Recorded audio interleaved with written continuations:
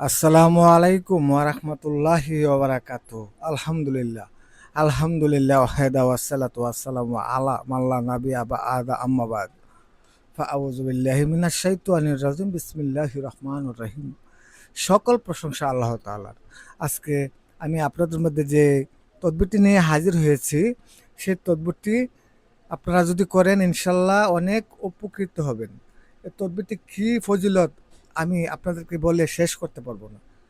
এই তদবিরটি আপনারা যে কিসের জন্য করবেন আমি সব কিছু আপনাদেরকে এখন বলে দেব। এই তদবিরটি করতে হবে আপনাদের যদি কোনো ব্যক্তির কাছে আপনারা টাকা পান, দেখতেছেন 1 বছর 2 বছর হয়ে গেছে, অনেক টাকা পয়সা ওর কাছে আছে, টাকাগুলা দিচ্ছে না, তো সেক্ষেত্রে আপনারা এই তদবিরটি করবেন। এই তদবিরটি করতে হলে আপনার সোমবার দিন সকালবেলা ঘুম থেকে উঠে আপনার যেতে হবে কবরস্থানে। ওইখানে গিয়ে কিছু মাটি আনতে হবে, যে কোনো পুরাতন কবরের 1 মুঠ মাটি আনতে হবে। আনার পরে বাসায় আসলেন, আসার পর এই মাটিটা গোলাপ জলের দ্বারা মাটিটাকে গলতে হবে। গোলানোর পর একটি মাটির পাতিলার মধ্যে, এই যে সামনে একটি স্ক্রিনে একটি নকশা দেখতেছেন, মাটির পাতিলার বাহির সাইডে যে তলার মধ্যে এভাবে গোল করে এভাবে গড় আঁকতে হবে। এই নকশাটা আঁকতে হবে। আঁকার পর এভাবে আরবি হরফগুলো আঁকতে হবে ওই মাটি দ্বারা। আপনি যে কোনো একটা গাছের ডাল দিয়ে কলম বানিয়ে নেবেন, সমস্যা নেই। মাটিটা একদম নরম করে গালাবেন যেন আপনি কিছু লিখতে পারেন, ঠিক আছে?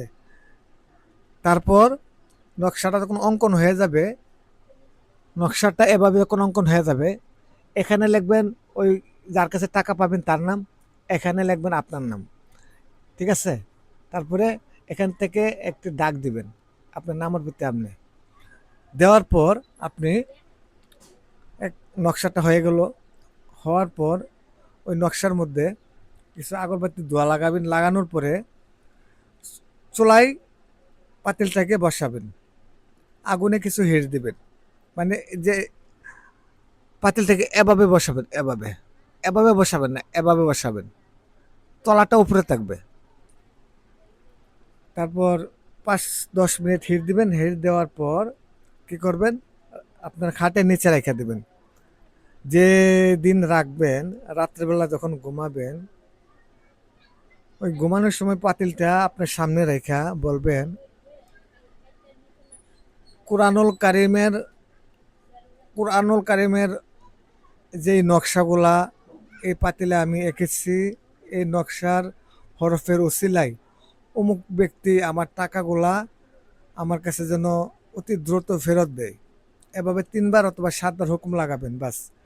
এভাবে লাগানোর পর পাতিলটা আবার খাটের নিচে রেখে দিবেন, আপনি ঘুমিয়ে যাবেন। এভাবে আপনারা 3 থেকে 7 দিন এই আমলটা করলে ইনশাল্লাহ আপনার টাকা সে দিতে বাধ্য হবে। সে না দিয়ে সে থাকতে পারবেন না। তার মনের মধ্যে একটা অস্থিরতা আরম্ভ হয়ে যাবে যে কখন যেন আপনার টাকাটা দিবে।